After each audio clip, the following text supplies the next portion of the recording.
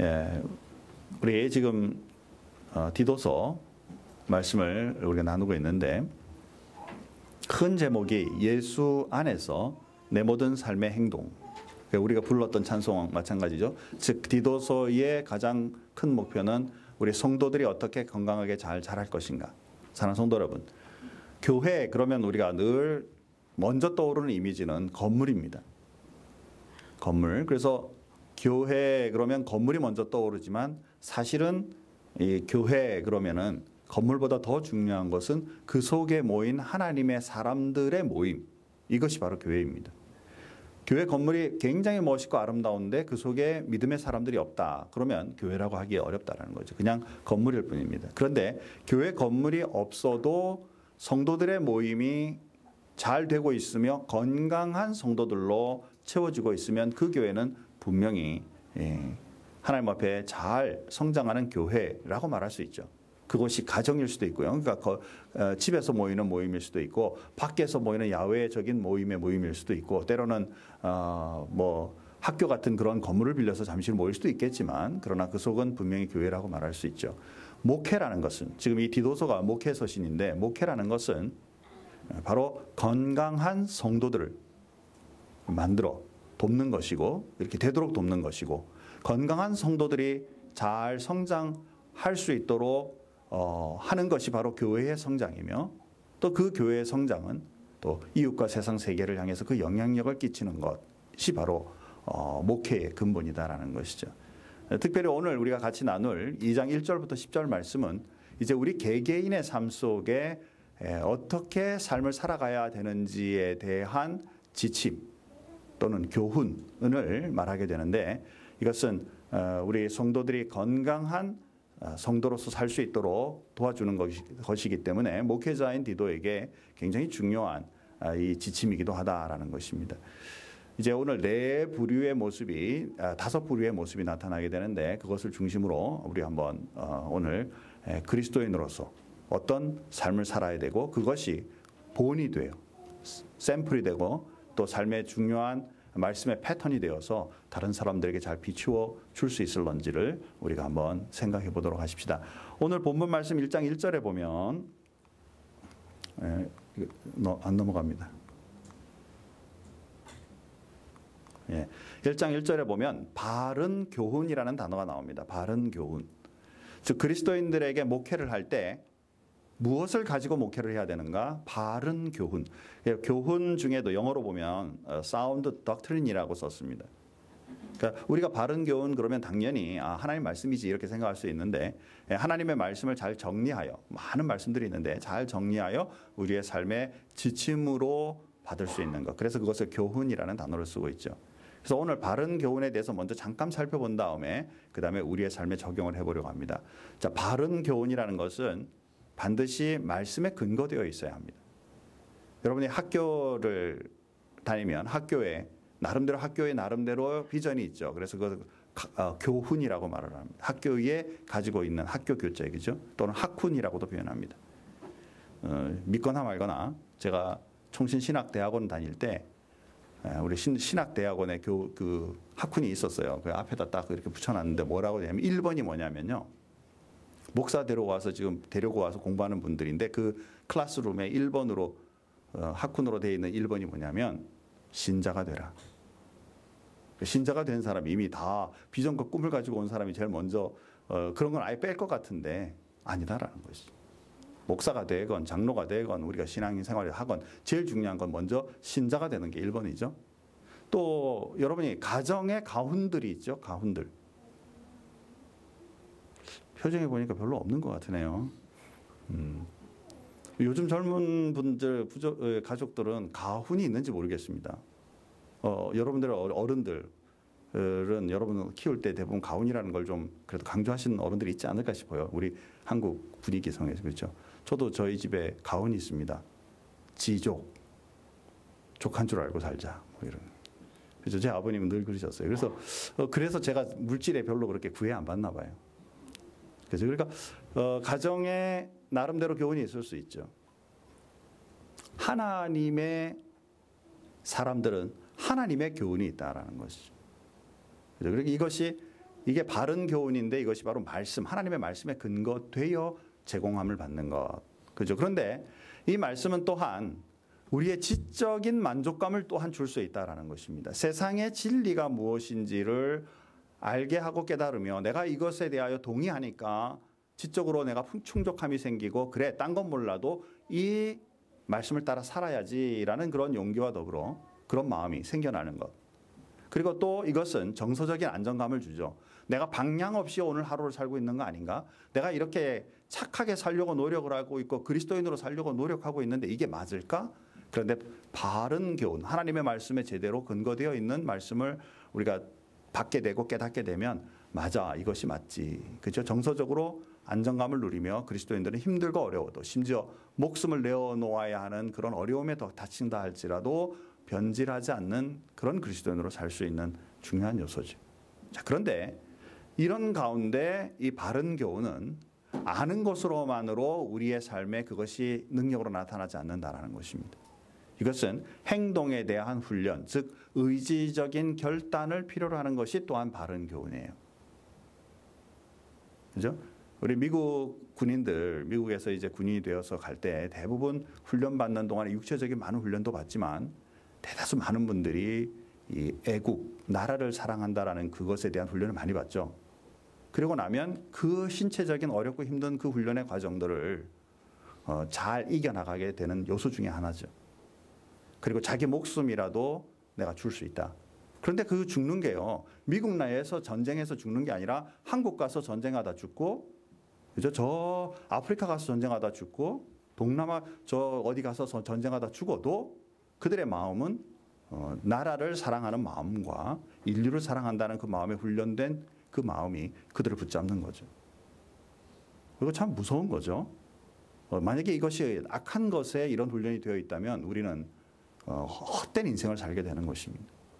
근데 우리 그리스도인들은 바른 교훈에 근거하여 지정 그리고 의지적인 결단에 의한 우리의 행동이 정확하고 바르다면 하나님께도 영광이 되지만 우리의 삶의 명예, 우리 스스로의 삶의 명예에도 이것이 결코 헛된 것이 아니다라는 것과 무엇보다 우리의 이런 그 바른 교훈에 의거한 행동이 나뿐만 아니라 주변의 많은 사람들에게도 좋은 영향력을 끼치는 것이다라는 것이죠.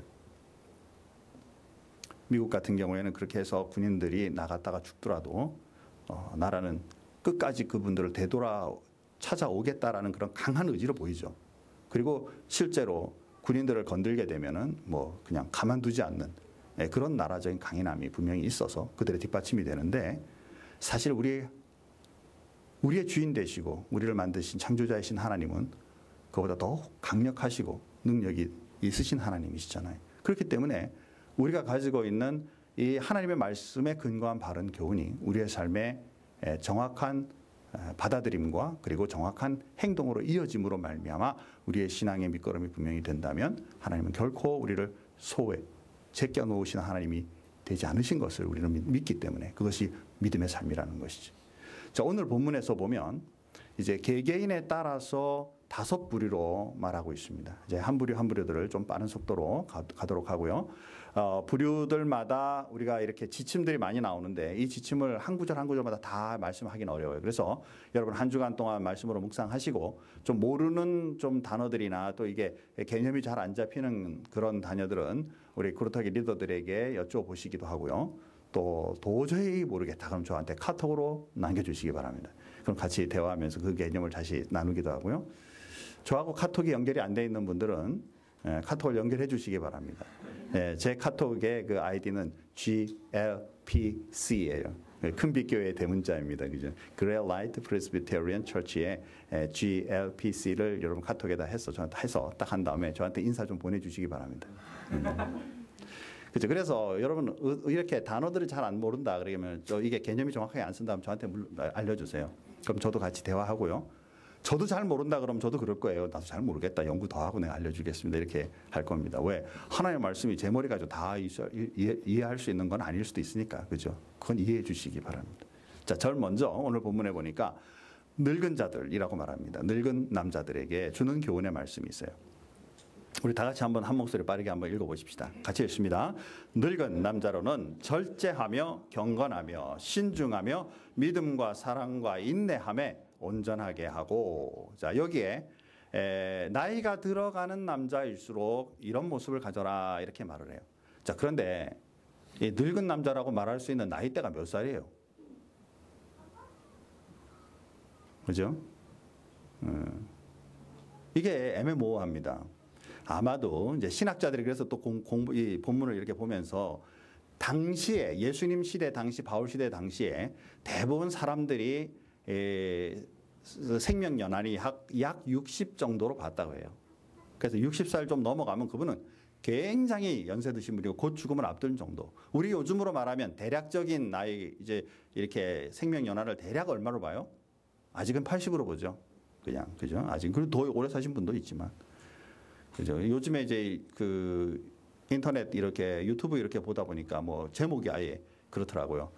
재수 없으면 100살까지 산다. 뭐 이렇게 해놨더라고요. 그래서 또 클릭하잖아요. 이거. 그죠? 제목이 너무 그래가지고. 근데 100살 넘어간다. 이건 좀 많지 않잖아요. 굉장히 희귀하잖아요. 그러니까 분명히 나이 연대가 있죠. 그래서 신학자들은 말하기를 여기에 늙은 남자는 당시로 보면 아마 35세, 40세 정도부터가 여기에 해당할 수 있다. 이렇게 이제 봐요. 그런데 우리 큰빛교회는 그럼 어떡하죠? 평균 연령이 30도 안 되는데. 그렇죠. 그러니까 우리 큰빛교회도 제가 보기에는요. 뭐 평균 연령 이상 되는 분들은 여기에 속할 수 있다. 나를 여기에 늙은 남자 이 단어에 기분 나빠하지 말고 우리 사회 속에 나보다 어린 분이 있고 좀 내가 나이 든 편에 속하면 여기에 속할 수 있어. 이 교훈을 좀 우리가 살펴보고 그다음에 또 뒤에 보면 젊은 남자가 나오거든요. 그럼 젊은 남자 입장에서 또 목사님처럼 뭐 이렇게 나이 많은 분과 대할 때 내 모습은 그럼 어떤 게 오를까? 이렇게 보아도 좋겠다. 상대적인 그런 모습으로 이 말씀을 받아도 좋겠다. 자, 여기에 보니까요. 절제하며 경건하며 신중하며 요 세 가지는 당시의 로마 시대의 많은 사람들도 느끼고 있는 그런 아주 도덕적이고 멋진 사람의 모습 중에 하나라고 해요. 자, 그런데 거기에 바울은 지금 디도에게 거기에 더 이제 그리스도인들은 더 좀 성장해서 믿음과 사랑과 인내함으로 건강한 사람이 되라. 온전하다 이 단어는 건강한 그 일을 잘 감당하는 이런 그 뜻으로 볼 수 있습니다. 그래서 믿음과 사랑과 인내함의 그 역할을 잘 감당하는 사람이 되도록 나이가 들수록 그렇게 해라. 자, 여기에 신중이라는 단어가 나옵니다. 이 지금 우리가 5부류 중에 거의 이 신중이라는 단어와 연관되어 나오게 되는데 우리는 신중 그러면 좀 영어 단어로 보면 serious하다 이렇게 생각할 수 있을 것 같은데 그 영어 단어로 들어가 보면 self-control이라고 되어 있어요. 즉 모든 일들을 그냥 그 시대에 맞게 그 모습에 맞게 세상 사람 그렇게 사니까 대충이 아닌 내 자신을 말씀에 비추어 보아 내 스스로를 잘 관리할 수 있는 그런 삶. 이것이 바로 신중함이죠. 나이가 들어갈수록 좀 해이해지는 경향이 좀 있어요. 뭐 좀 살아보니까 말이지. 내가 그렇게 그냥 열심히 아둥바둥 내가 절제하고 다른 사람 먼저 생각하고 뭐 이렇게 살아보니까 별로 덕이 안 오더라. 그래서 이제는 내 중심으로 좀 살아보려고. 내가 하고 싶은 대로 좀 살아보려고. 이렇게 생각할 수 있다는 거죠. 나이가 들어갈수록 오히려 그 생각을 좀 절제하고 좀 잘 추스려서 경건한 사람으로 살도록 좀 노력해봐라. 라고 지금 제시하고 있다라는 거예요. 완전히 지금 제가 이 설교하는 동안에 이 재미있는 얘기는 잘 안 듣는데 오늘은 얘기를 하나 넣어서 이제 좀 같이 가려고 해요. 어느 날 말이죠. 마귀가 오늘 예배 드리는 교회를 한번 방해해야 되겠다 생각하고 이제 교회에 들어와 가지고 난리를 친 거예요. 막 아주 악하게 막 난리를 치니까 많은 사람들이 다 도망가 버렸어요. 무섭기도 하고 뭐 워낙 지금 난리를 치니까. 그런데 노인 한 분이 그대로 그냥 그 교회 의자에 앉아 있는 거예요. 그러니까 앞에 나와서 이제 다 난리치고 다 도망가니까 앞에 뜩 나와서 노인네 보고 여보시오 영감님 나 안 무섭소? 이렇게 물었어요. 그랬더니 뜩 쳐다보면서 하는 말이 야 내가 네 누나랑 평생 살았다. 그럼 내가 너 왜 무섭겠냐? 교회 와서 쓸데없는 짓 하지 말고 나가라. 그러니까 뭔 얘기예요? 가정생활에서의 그동안의 생활을 이렇게 보니까 별거 아니더라. 특히 부부 생활도 가만 보니까 그 악하고 이런 요소들 다 있어서 보니까 뭐, 너 그래 봐야 다 뭐, 그럼 거기에 이제 낙도 없고 방향도 없는 거죠.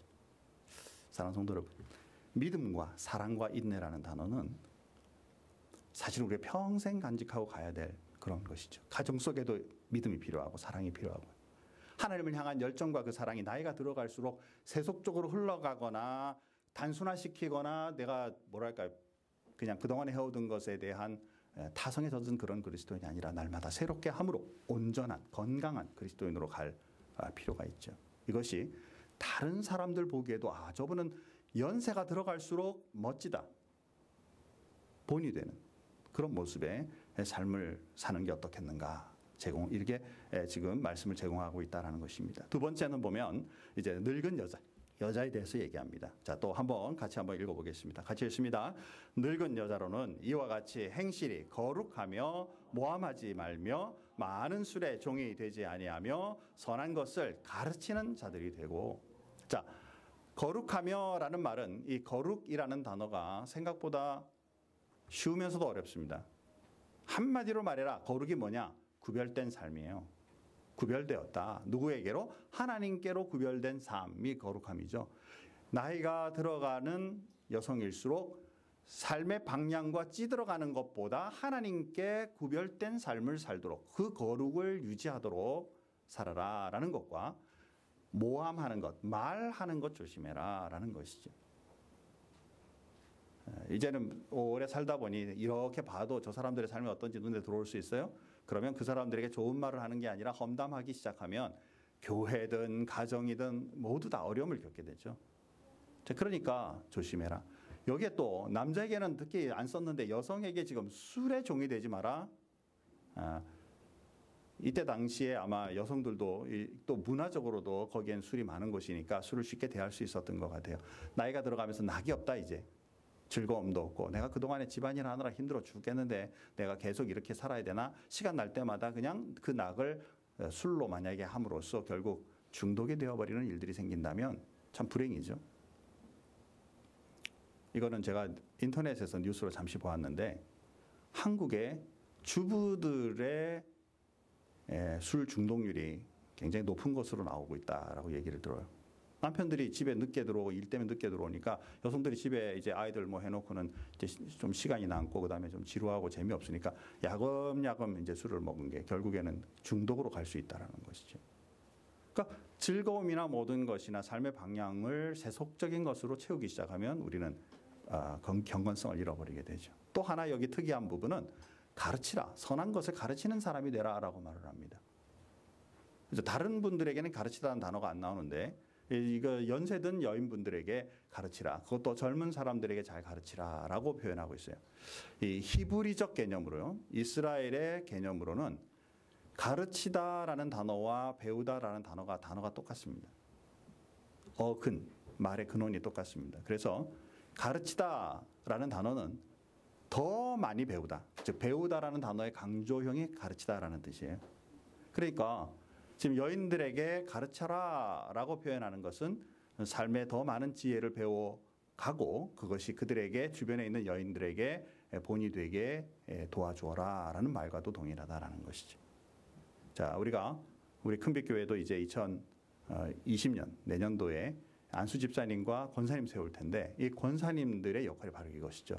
젊은 우리 여성도들에게 말씀으로 잘 권면하여 믿음으로 서갈 수 있도록 돕는 것. 자, 이번엔 세 번째는 이제 젊은 여자들에게 얘기를 합니다. 자, 한번 크게 같이 한번 또 읽어볼까요? 같이 읽습니다. 그들로 젊은 여자들을 교훈하되 그 남편과 자녀를 사랑하며 신중하며 순전하며 집안일을 하며 선하며 자기 남편에게 복종하게 하라. 이는 하나님의 말씀이 비방을 받지 않게 하려 함이라. 아멘. 자, 여기에 여성들이 별로 안 좋아하는 단어들이 많이 나와요. 남편과 자녀들을 사랑해라. 이러면 이제 그거는 좋은 말이긴 한데, 이게 또 확 부담으로 오면서 율법화하면 뭐지? 뭐 쟤들이 만약에 애가 문제를 일으키는데도 그냥 혼내도 못 되고 그냥 끝까지 사랑해야 되나? 뭐 이렇게 이제 자꾸 생각이 가죠. 신중하다라는 단어 여기 나오죠. 신중하다. 똑같이 나옵니다. 그리고 순전하다. 경건을 유지하는 그런 모습이죠. 집안일을 하며 남편에게 복종하라. 이 두 단어가 나오는 순간에 이제 여성들은 대부분 뚜껑이 확 열려요. 나보고 밥순이 되란 얘기냐, 뭐 이렇게. 다행히 우리 교회 보니까 표정이 별로 안 변하는 거 보니까 은혜입니다. 그렇죠? 근데 사랑하는 성도 여러분, 이때 당시에는 여성들이 사회적 활동을 거의 할 수 없었던 시절이고, 주된 그의 일들이 가정에서 가정의 일들을 돌보고 자녀를 돌보고 남편의 뒷바라지를 하고 하는 것들이 보편적이었어요. 자, 그런데 만약에 이것을 당하는 것, 내가 맨날 남편에게 당하고 애들한테 뒷바라지하면서 나는 보상을 받지 못한다고 생각하면 이제 열등의식으로 움직이게 되죠. 근데 반대로 생각해 보면 밖에 나가서 정말 힘들게 가정을 먹어 살리기 위해 힘들게 다니던 남편들이 저녁이라도 들어와 가정으로 돌아올 때는 나는 가정에 있다. 영어로 말하는 home. 그죠? 그냥 건물을 하우스가 아니라. 그래서 들어오면 거기에 편안함이 누려지고 내가 속해 있다는 소속감이 있고 또 내 자녀들이 있으며 토끼 같은 가로 열고 여우 같을 수 있는 마누라가 나를 반겨줄 수 있다. 라는 그런 안도감이 있다면 들어오게 되죠. 그리고 그 속에서 편안함을 누리게 되죠. 그 역할이 결코 우리가 비아냥거리며 밥순이다 뭐 이렇게 표현할 우리 스스로를 낮춰야 될 필요가 있는 것인가라는 것이죠. 가족의 그 한 상황마다 그 상황을 돌아봐 줄 수 있는 그 아름다운 모습이 바로 이 집안일과 남편에 복종한다라는 단어에 포함되어 있다라는 것을 우리가 볼 수가 있죠. 이제 만약에 요즘 시대 같으면 이제 여성들도 같이 나가서 일해야 되고 이제 남편도 나가서 일해야 되니까 만약에 요즘 시대에 바울이 썼다면 요 비슷하게 써놓고 앞에 뒤에 나오는 젊은 남자에게 이렇게 썼을 거예요. 집안일도 나눠서 좀 해줘라. 이렇게. 가끔 애기도 좀 봐줘라. 이렇게. 다행인 건 우리 큰빛교회는 우리 남편들이 자녀들을 잘 봐주는 교회이기 때문에 저는 은혜로 감사합니다. 그 분위기가 계속 이어져가는 교회가 되기를 주님의 이름으로 축복합니다. 그죠? 여성들만 그냥 애 때문에 보듬거리지 않고. 사랑하는 성도 여러분. 이때 이 조심해야 될 단어가 복종입니다. 이 단어 자체가 싫잖아요. 근데 성경에서 이 복종이라는 단어를 어떻게 말하고 있는가? 특히 가정 속에서 잠깐 살펴보죠. 또 안 넘어갑니다.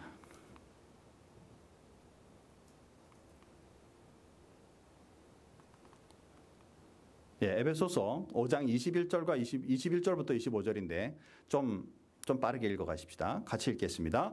그리스도를 경외함으로 피차 복종하라. 아내들이여 자기 남편에게 복종하기를 주께 하듯 하라. 이는 남편이 아내의 머리됨이 그리스도께서 교회의 머리됨과 같음이니 그가 바로 몸의 구주시니라. 그러므로 교회가 그리스도에게 하듯 아내들도 범사에 자기 남편에게 복종할지니라. 남편들아 아내 사랑하기를 그리스도께서 교회를 사랑하시고 그 교회를 위하여 자신을 주심같이 하라. 아멘. 자, 우리 지금 부부간에만 얘기를 지금 얘기하고 있습니다. 부부간에 복종이라는 단어와 사랑이라는 단어를 어떻게 쓰고 있냐면 그리스도와 교회의 관계로 쓰고 있다는 것이죠. 여기에 그리스도가 높은 분이고 교회는 낮은 이렇게 격차를 두거나 위아래 상호관계를 두기보다는 그리스도께서 교회를 위하여 목숨을 주심처럼 그 제대로 섬기신 그 섬김처럼 우리 남편도 부인을 섬겨야 하고 부인도 교회가 그리스도를 섬기는 것처럼 그렇게 섬기는 것, 이것이 복종과 사랑이라는 단어로 쓰고 있다는 사실. 한 군데 더 보고 이제 정리를 좀 더 하죠. 자, 사랑하는 성도 여러분. 골로새서 3장 18절부터 20절 말씀. 저 다 같이 한번 크게 한번 읽어보겠습니다. 이 가정의 모습입니다. 같이 읽습니다. 아내들아 남편에게 복종하라. 이는 주 안에서 마땅하니라. 남편들아 아내를 사랑하며 괴롭게 하지 말라. 자녀들아 모든 일에 부모에게 순종하라. 이는 주 안에서 기쁘게 하는 것이니라. 아멘. 자, 남편과 부인과 자녀가 있어요. 남편은 부인에게 어떻게 하라? 갑자기 질문해가지고 답을 못한 거죠. 따라서 합시다. 사랑하라. 예, 그다음에 부인은 남편에게 어떡하라? 복종하라. 자녀는 부모들에게 어떡하라? 순종하라. 사실은 이 세 단어가 같은 단어다 그 말이에요. 따로 분리해서 노는 단어가 아니라.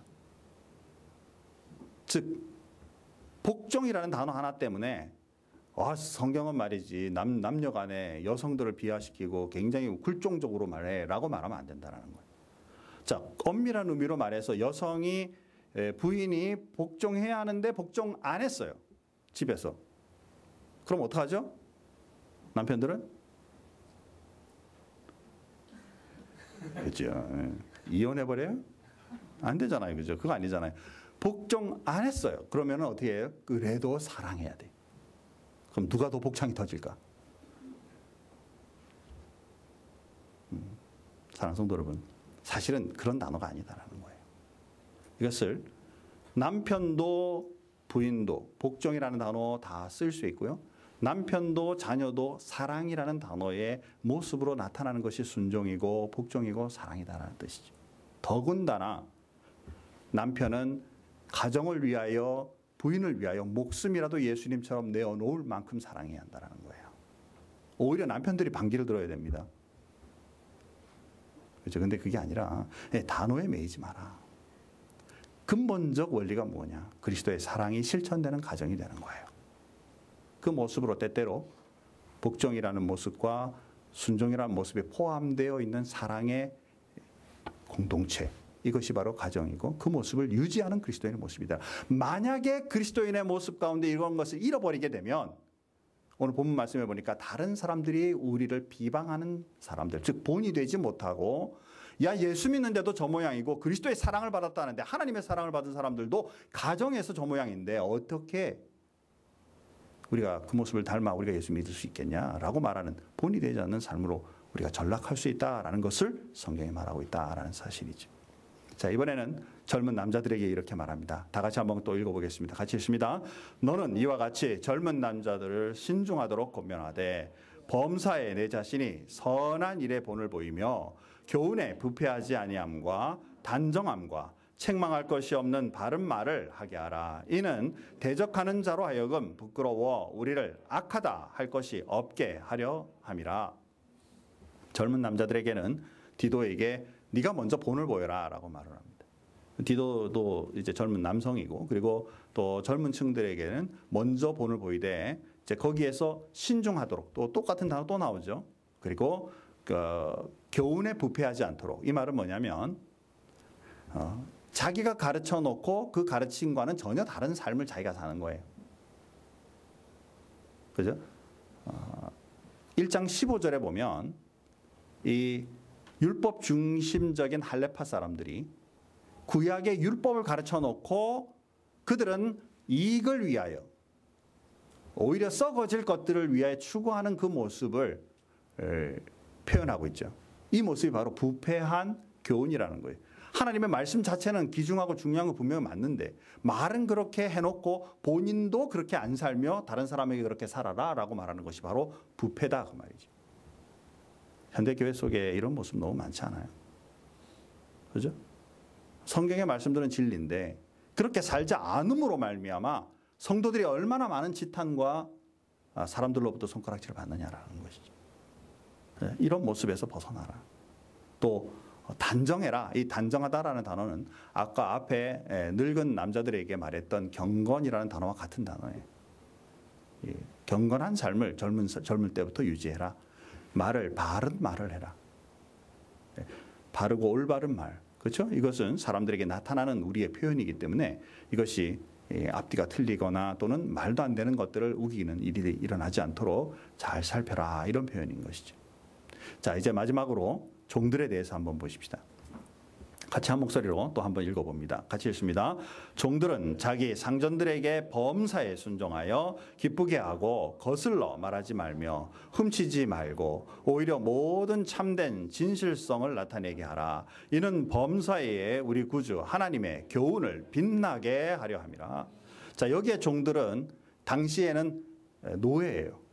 자기의 권리와 주장이 없는 그런 사람들인데도 그들은 예수를 믿으면 교회 속에서 그리스도인으로 대접을 받고 그리고 서로 간에 믿음의 생활을 같이 갈 수 있었어요. 요즘 현대에 말이죠. 이거는 또 약간 벗어난 부분인데 여러분 인도에 거기에도 이제 그 사회 구조 자체가 하이라키가 있잖아요. 그죠? 이 사회 그러니까 고급 부류부터 시작해서 저 천민 부류까지 부류가 나눠져 있잖아요. 그 선교사님들이 제가 최근에도 인도 선교사를 만났는데 복음을 전해가지고 이제 교회에 모이면 이 선교사님들이 천민 계급에게 너무 잘해주면 저 위에 있는 브라만 계급이나 이런 사람들은 노골적으로 싫어한다는 거예요. 아직도 교회 안에서.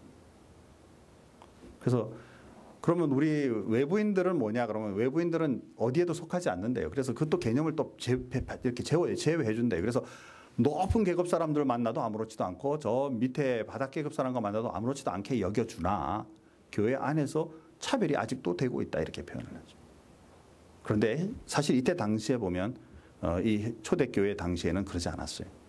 종들이라 할지라도 신분상이나 여건상 종이 되었다 할지라도 그가 그리스도인이면 그리스도인으로서 극대우를 해주고 있고 지금 여기에도 그들이 그리스도인으로서 세상의 신분으로서는 좀 이렇게 낙후되었다 낮아진 신분이라고 할지 몰라도 그리스도인으로서는 당당히 세상 속에 그 역할을 감당할 수 있음을 얘기하고 있어요. 자, 또 하나는 뭐냐면 이제 우리 시대에는 이게 없지만 우리는 우리가 속한 커뮤니티 속에 보면 종은 아니더라도 우리의 속에 상전과 우리의 밑에 사람이 존재하는 그런 삶을 살아가고 있죠. 학생인 경우에도 그렇고 직장 생활을 할 경우에도 그렇고. 자, 그때에 우리가 어떤 모습으로 우리 사회 생활을 해야 할 것인가를 이 말씀 속에 말하고 있다라고 보시면 되겠어요. 자, 첫 번째는 뭐냐면 상전들에게 범사에 순종해라. 자, 위에 주인 되신 분의 얘기는 아주 정확하게 그것을 받아들이고 그것을 정확하게 성취해 주려고 노력하는 그런 모습을 제대로 보여라.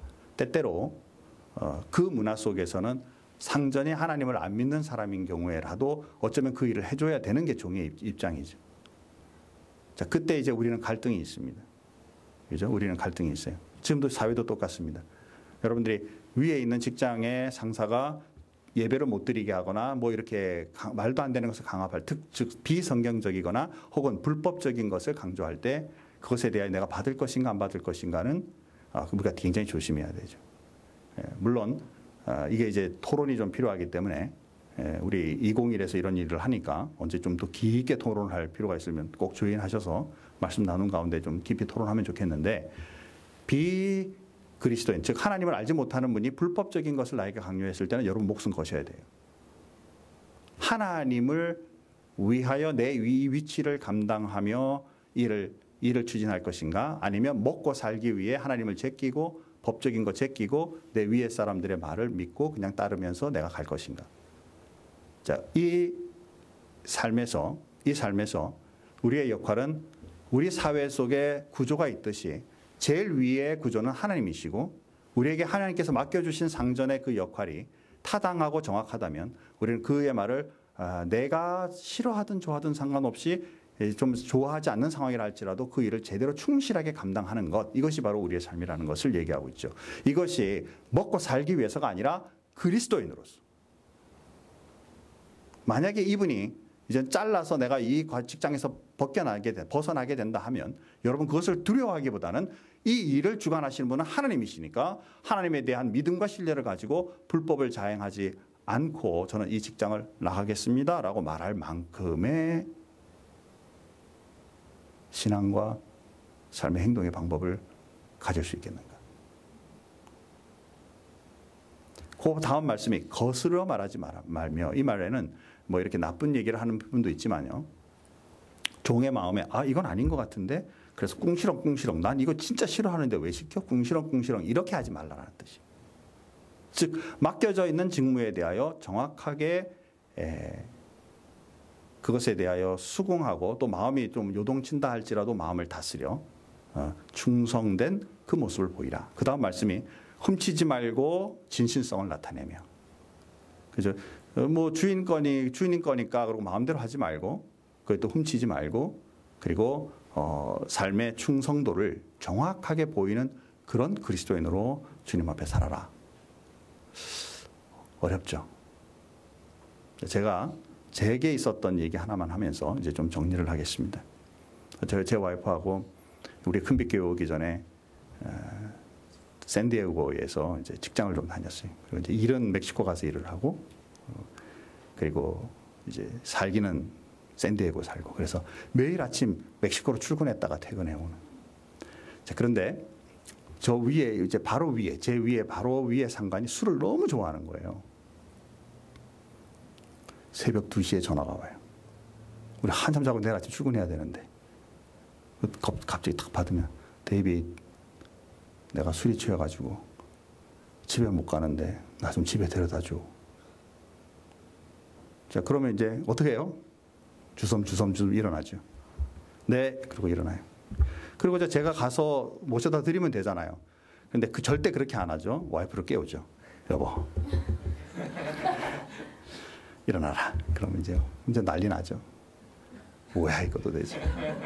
그래서 그 와이프 보고 딱 한마디 하면 와이프도 주섬주섬 일어납니다. 무슨 말을 했을까? 우리 그리스도인이잖아. 그럼 와이프가 짜증이 막 그래. 일어나요. 그래서 둘이서 옷을 갈아입고 이제 나갑니다. 차 한 대로 출발해서 그분 태우고 저는 그분의 차를 가지고 집 앞에까지 데려다 드리고, 그리고 이제 와이프하고 둘이서 다시 들어옵니다. 그러면 뭐 1시간 반, 새벽 한 3시 반 정도 되겠죠? 그래서 잠깐 잔 다음에 바로 또 이제 멕시코 출근하는 거죠. 자, 그렇게 해서 차를 그 집에 갖다 놔줘야 그 다음날 또 그분 출근할 거 아니에요. 자, 그런데요, 제가 그때마다, 그런 일이 생길 때마다 제 와이프하고 나누었던 그 말은, 우리가 먹고 살기 위해 일을 하는 거 아니잖아. 우리가 그리스도인으로서 이 일을 하잖아. 우리가 그렇게 돕는 것을 이분이 느끼고 언젠가 그들의 삶에 그리스도의 모습을 본다면 예수 믿지 않겠냐. 이 얘기가 여러분에게 잘난 척 아니기를 저는 소원합니다. 우리 그리스도인들이 다른 믿지 않는 사람들에게 착한 사람 되자고 지금 이 얘기하는 것이 아니다라는 거예요. 지금 여기 있는 쭉 얘기들을 여러분 그루터기에서 꼭 묵상해 보시기 바랍니다. 한마디로 말해서 야, 착한 사람 되면 되는 거 아니야. 노, 그게 아니다. 그건 핵심을 잘못 잡은 거다 그 말입니다. 하나님의 바른 교훈으로, 하나님 때문에 그리스도인으로 살다 보니까 여기에 말하고 있던 이것들이 성취되는 것을 볼 수 있는 요소다라는 거예요.